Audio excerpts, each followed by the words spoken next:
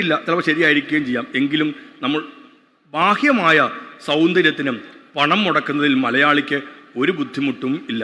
ബാഹ്യ സൗന്ദര്യത്തിന് വേണ്ടി ഇഷ്ടം പോലെ പണം മുടക്കുന്ന മലയാളി ആന്തരിക സൗന്ദര്യം അഥവാ ആരോഗ്യത്തിന് വേണ്ടി പണം മുടക്കാനും ചിന്തിക്കാനും ഒരുക്കമല്ല എന്നുള്ളതാണ് ഇത്രയും രോഗങ്ങൾ വന്ന് നമ്മളെ കീഴ്പ്പെടുത്തുന്നതിൻ്റെ കാരണമായി തീരുന്നതെല്ലാം. നമുക്ക് പ്രാധാന്യം പലതിനും കുറഞ്ഞു.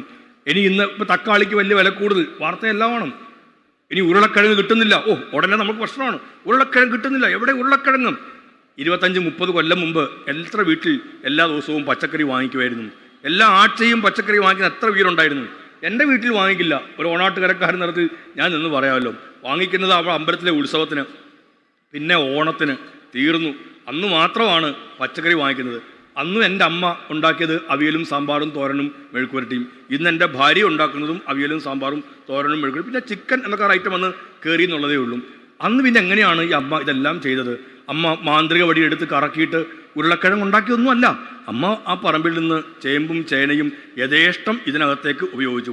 അതുകൊണ്ട് സാമ്പാറിൻ്റെ ഒരു പ്രശ്നവും ഉണ്ടായതേ ഇല്ല. ഉരുളക്കിഴങ്ങില്ലാത്തതിൻ്റെ പേരിൽ സാമ്പാർ തിളയ്ക്കാതിരുന്നില്ല, ഞങ്ങളാരും കഴിക്കാതെയും ഇരുന്നില്ല. തക്കാളി എവിടെ എന്ന് ചോദിച്ചിട്ട് എൻ്റെ അമ്മ അച്ഛനോട് പിണങ്ങിയില്ല. എൻ്റെ വീട്ടിൽ അന്നും ഈ കറികളെല്ലാം ഉണ്ടായിരുന്നു.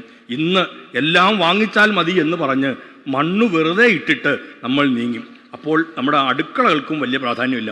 പുതിയ പ്ലാനൊക്കെ നോക്കൂ, അടുക്കളകൾ എല്ലായിടത്തും ചെറുതായി വന്നുകൊണ്ടേ ഇരിക്കുകയാണ്. അടുക്കള 2ആയി, ചെറുതായി, അത്രമേൽ നമ്മൾ ചെറുതായി. അടുക്കള ചെറുതായപ്പോഴേക്കും ആശുപത്രികൾ വലുതാവുക തന്നെ ചെയ്തു. അടുക്കളയിൽ പാചകങ്ങൾ കുറഞ്ഞു. വാങ്ങിക്കുക, വിളമ്പുക, കഴിക്കുക എന്നത് മാത്രമായി. വാങ്ങിച്ച് വെച്ച് വിളമ്പി കഴിക്കുന്നതിന് മുൻപുണ്ടായിരുന്നു ഉൽപ്പാദിപ്പിച്ച് പാചകം ചെയ്ത് വിളമ്പി കഴിച്ചിടത്തു നിന്നാണ് വാങ്ങിച്ച് വെച്ച് വിളമ്പി കഴിക്കുന്നതിലേക്കും.